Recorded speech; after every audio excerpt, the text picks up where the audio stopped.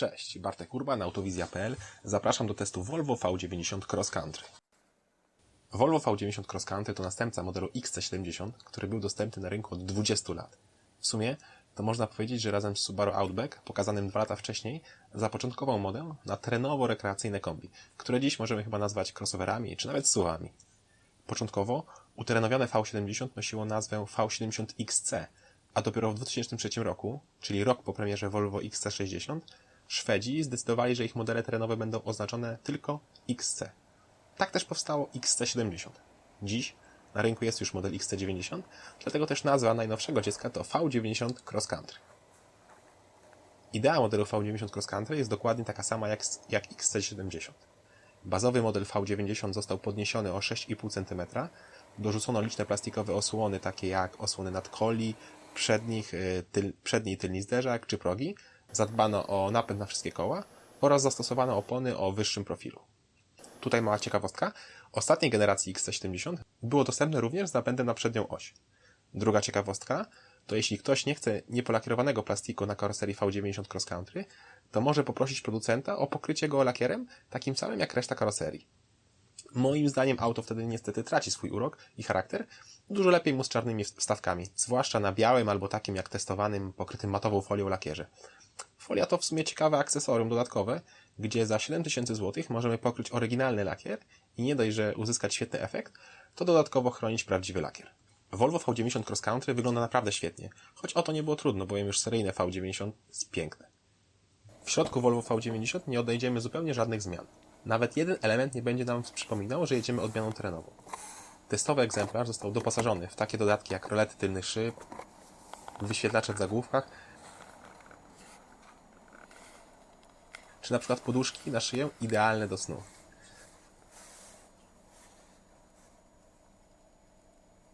Pasażerowie tylnej kanapy mogą sobie sami ustawić własną temperaturę, czy podłączyć się do gniazdka 12V.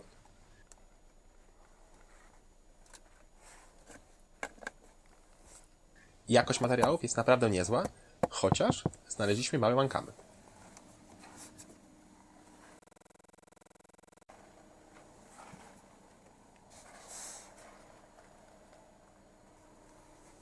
Otóż przedni fotel kierowcy ma dość mocno zmarszczoną skórę, która może się zacząć przecierać. Auto ma 2000 km przebiegu i jest to lekko niepokojące. Na szczęście, poza tym, wszystko jest świetnie spasowane i wykonane. Volvo V90 Cross Country wygląda wewnątrz równie dobrze jak zewnątrz. Minimalistyczna deska rozdzielcza prezentuje się genialnie, tak samo jak i dotykowy ekran na środku, który początkowo przytłacza ilością funkcji i obsługu, ale szybko się w nim odnajdujemy. Fajnym bajerem jest możliwość rzutu mapy z nawigacji na wyświetlacz pomiędzy zegarami.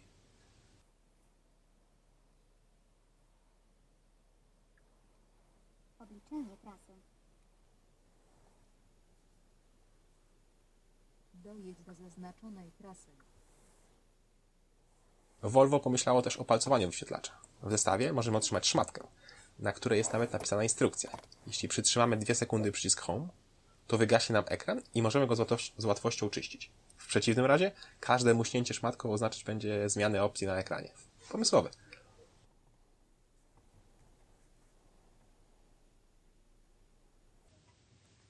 O tym, że samochód za ponad 200 000 zł ma świetne wyposażenie, chyba nie trzeba nikomu przypominać. Nawigacja, Bluetooth, systemy kamer 360 stopni, genialne audio, Bowers & Wilkins, mnóstwo systemów bezpieczeństwa, z których od zawsze znane jest Volvo.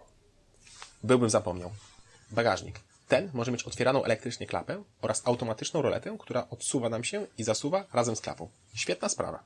W kufrze znalazły się takie rozwiązania jak np. podnoszona część podłogi, dzięki której możemy łatwiej przymocować mniejsze bagaże. Przydatne okażą się też gumy mocujące. Pod podłogą mamy dodatkową niewielką przestrzeń załadunkową, a na bokach znalazły się miejsca dla 4 haczyków i jednego gniazdka 12V. Bagażnik jest duży, ma 560 litrów, ale nie jest ogromny. Poprzednik, to jest Volvo XC70, miał kufer większy o 15 litrów. Ba, nawet Golf Kombi czy Civic Kombi mogą się pochwalić większą pojemnością. Kolejno 605 i 624 litry. Ciekawą opcją jest rozkładany hak holowniczy. Do niego przycisk mamy w środku po prawej stronie bagażnika. Pora na jazdę.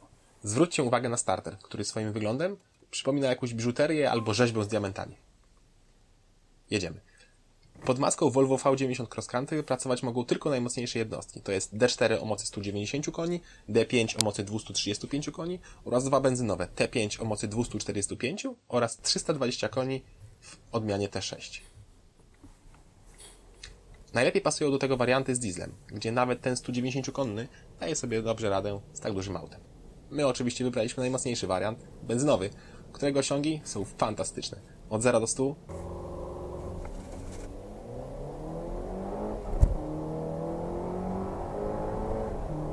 w 6,3 sekundy, a prędkość maksymalna to 240 km na godzinę. Nieźle. Równie dobrze brzmi.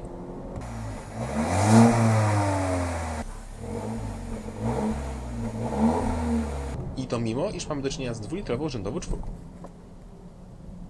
Słychać nawet małe strzały przy zmianie biegów.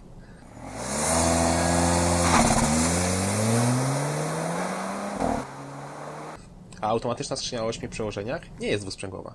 To konstrukcja firmy Aisin, którą możemy jeszcze spotkać w przednionapędowych BMW czy Mini. Sprawdza się naprawdę bardzo dobrze. Co ciekawe, Volvo V90 Cross Country z podstawowym silnikiem diesla D4 o mocy 190 koni można zamówić z manualną 6-stopniową skrzynią biegów. Jeszcze ciekawszy jest fakt, że ta przekładnia nie jest dostępna ze zwykłym V90 i tym samym silnikiem. Wracając jeszcze do silników, pod maską całej rodziny 90, czyli S90, V90, XC90 i testowanego V90cc pracują tylko i wyłącznie silniki dwulitrowe i tylko i wyłącznie rzędowe czwórki. Najmocniejsza odmiana, T6, posiada zarówno turbinę, jak i kompresor. Turbo dmucha przy wyższych obrotach, natomiast kompresor przy niższych.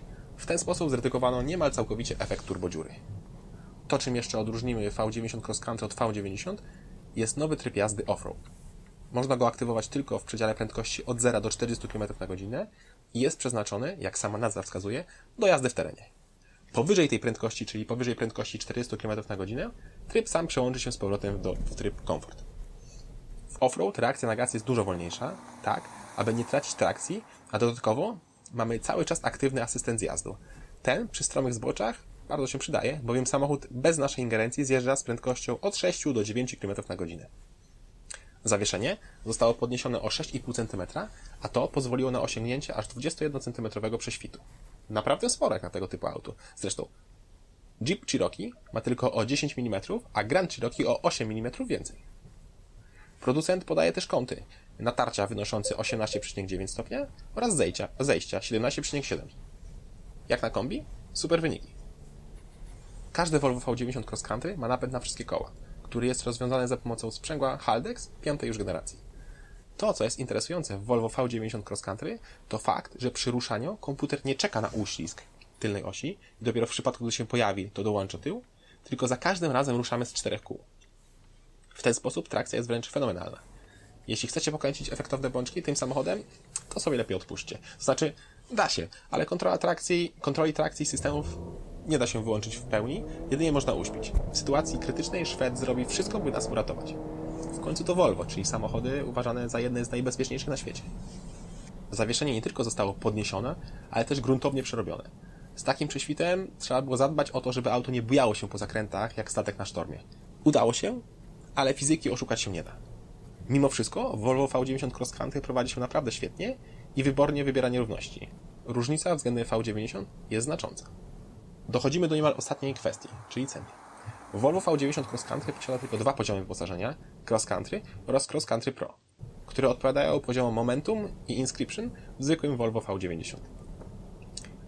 Nie dostajemy tutaj podstawowego wyposażenia Kinetic. Dlatego też najtańsze Volvo V90 Cross Country kosztuje 230 100 zł, co jest kwotą o 8 000 zł wyższą od zwykłego Volvo V90. Jeśli porównalibyśmy tę cenę Cross Country do XC90, wtedy różnica na korzyść V90 Cross Country wynosi 20 000 zł. Jeśli interesuje Was konkurencja, to głównym graczem na rynku jest obecnie Audi z modelem A6 Allroad.